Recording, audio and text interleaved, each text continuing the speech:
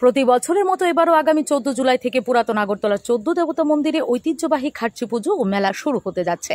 আগামী 14 জুলাই খার্চি মেলার উদ্বোধন করবেন রাজ্যের মুখ্যমন্ত্রী প্রফেসর ডক্টর মানিক সাহা।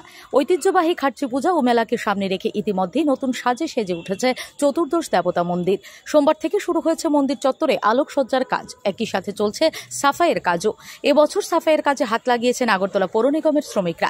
গোটা ব্যবস্থাপনার তদারকি করছেন স্থানীয় বিধায়ক তথা মেলা কমিটির চেয়ারম্যান রতন চক্রবর্তী। তার সাথে রয়েছেন পুরাতন আগরতলা ব্লক চেয়ারম্যান বিশ্বজিৎ শীল ও অন্যান্যরা। এদিন চতুর্দশ দেবতা মন্দির প্রাঙ্গণে দাঁড়িয়ে ব্লক চেয়ারম্যান বিশ্বজিৎ শীল জানান, আগামী 2-1 দিনের মধ্যেই গোটা প্রস্তুতির কাজ শেষ হয়ে যাবে। 14 জুলাই সকাল থেকে শুরু হতে যাচ্ছে খার্চি পুজো ও মেলা। এর আগে 13 জুলাই সন্ধ্যায় গঙ্গা স্নান যাত্রা অনুষ্ঠিত করা হবে। আপনারা জানেন, আগামী 14 জুলাই থেকে আমাদের এই রাজ্যের যে ঐতিহ্যবাহী খার্চি মেলা এবং প্রদর্শনী সেটা শুরু হতে যাচ্ছে।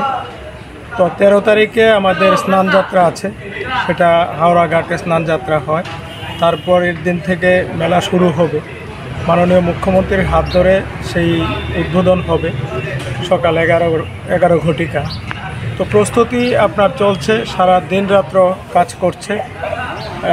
আমাদের যেই মেলা প্রাঙ্গণ এবং আশপাশের যে এলাকা সেটাকে আলোকসজ্জায় সাজিয়ে তোলার কাজ ইতিমধ্যে শুরু হয়ে গেছে।